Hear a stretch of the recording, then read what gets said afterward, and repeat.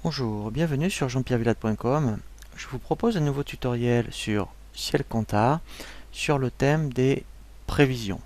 L'objectif de ce tutoriel est de vous apprendre à prévisionner des comptes soit de charges ou de produits très simplement avec la fonctionnalité liste prévision qui vous permettra à tout moment ensuite de lancer un état où vous aurez l'écart entre ce que vous avez prévu et le réalisé par rapport à votre saisie.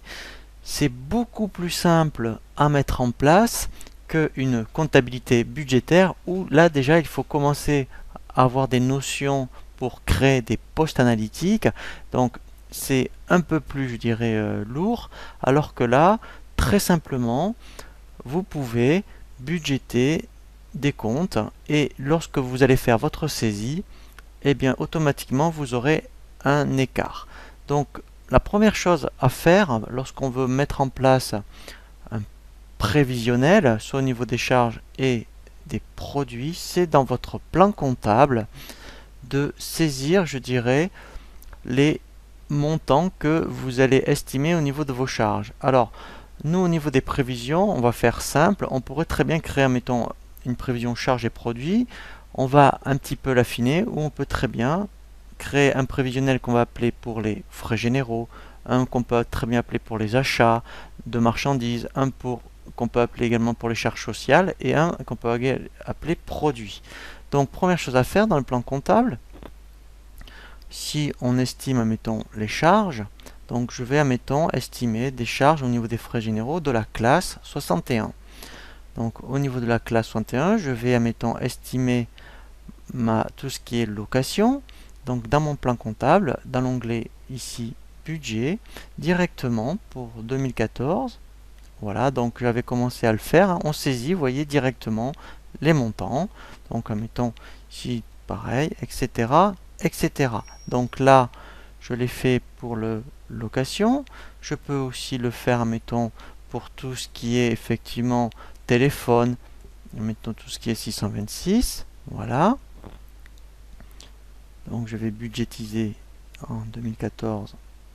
Voilà, ici, donc au mois de janvier. Donc je vais estimer que pour le mois de janvier, éventuellement, voilà. Peut-être que pour le mois de février, voilà, et voilà, etc. Donc ça, c'était pour tout ce qui était, voilà. Donc admettons, je peux faire aussi tout ce qui est pour l'EDF, par exemple. Voilà, donc en 2014, je vais estimer, mettons, que j'en ai, voilà, 30 euros, 40, admettons, et 45, voilà. Voilà, donc là, hein, l'objectif, c'est de vraiment, admettons, voilà, donc si je fais, admettons, tout ce qui est assurance, voilà, donc ça peut être soit effectivement pour, alors, admettons la prime d'assurance ici, voilà, donc, voilà, donc là, mettons, je vais en avoir pour 90 euros, donc là, c'est vrai que c'est peut-être plus fixe, voilà.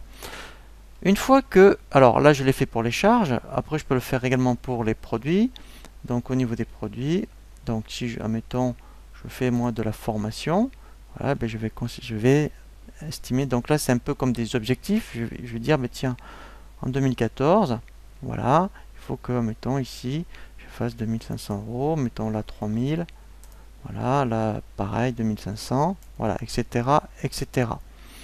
Donc maintenant, une fois que vous avez bien budgété vos postes de charge et de produits, il ne reste plus qu'à créer des prévisions. Donc dans le menu liste prévision, on va créer deux prévisions. Donc là où j'avais commencé à le faire, alors je vais le supprimer pour vous montrer. Voilà. Donc je peux effectivement, donc soit j'en appelle un charge et il va reprendre tous mes comptes de charge. Je pourrais très bien l'affiner, mettre frais généraux. Donc si je veux vraiment faire ressortir par catégorie de charge, et ici il ne reste plus qu'à faire ajouter. Je vais chercher tous les postes que j'ai budgétés. Donc là, j'avais pris tout ce qui était... Voilà, donc lui, vous voyez, alors là, il me met le global, hein, mais là, vous voyez, si je mettais que pour le mois de janvier, j'aurais vraiment... Voilà, donc là, je vais continuer. J'avais dit après tout ce qui est location. Voilà. Ensuite, j'avais pris le téléphone. Voilà.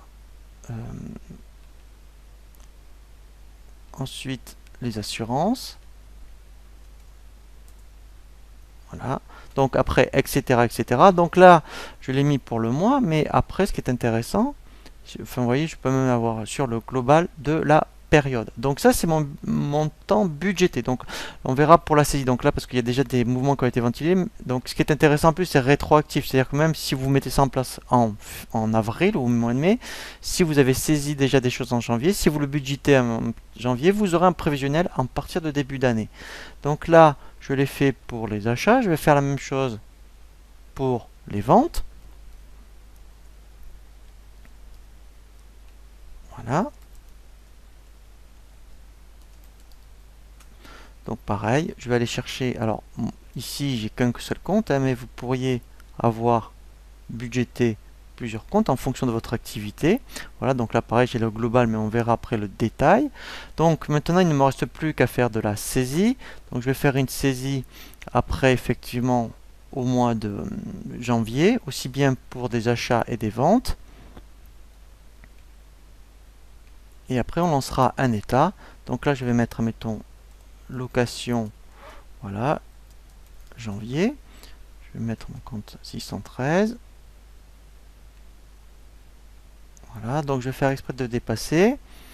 Voilà, donc ça c'est pour la TVA. Et ensuite, mon compte, mettons, fournisseur. Voilà. Solde. Voilà. Je vais en faire une autre, admettons, pour tout ce qui est téléphone. Je vais mettre Orange. Voilà. Donc, compte 626. Voilà, donc je vais mettre, mettons, 120 €. Voilà, et mon compte 401. Alors là, c'est pas pareil, je l'ai pas, mais c'est pas grave. Je fais solder mon écriture. Voilà, et je vais faire exprès de faire une vente. Voilà, au mois de janvier. Voilà, donc là, je vais mettre formation. Voilà.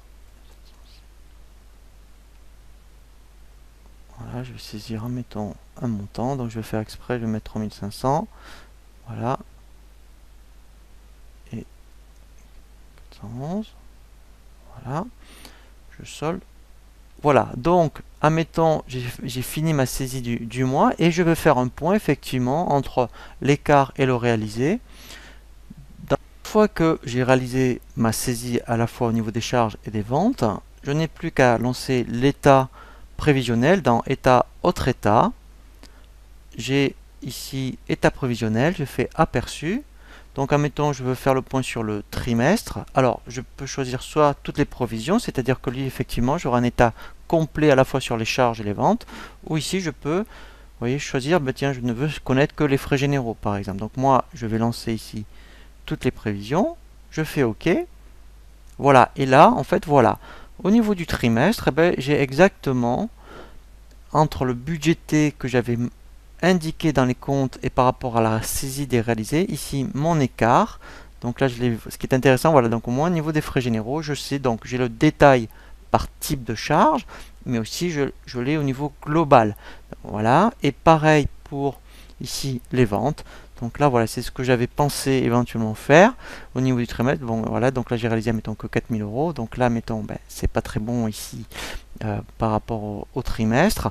Donc, c'est vraiment, je dirais, vous voyez, très intéressant d'avoir déjà un petit pilotage de votre entreprise au niveau des prévisions par rapport à une fonction qui est très simple à mettre en place. Dès que vous budgétisez vos comptes comptables, eh bien, vous créez des prévisions par rapport à ce que vous avez défini dans votre plan comptable et à n'importe quel moment, puisqu'en plus ce qui est intéressant c'est que c'est rétroactif, c'est-à-dire que si on est au mois d'avril, si vous dites ben maintenant tiens je voudrais mettre un prévisionnel depuis le mois de janvier, vous pouvez revenir sur tout ce qui a été budgété au mois de janvier, il va le mouvementer par rapport à ce que vous avez saisi, et après ben, lui effectivement à partir du mois de mai, eh bien en fait vous pourrez le mettre en place par rapport au budgété et au réalisé. Voilà pour le tutoriel sur les prévisions sur Ciel Compta. Je vous dis à très bientôt sur jeanpierrevillade.com pour un nouveau tuto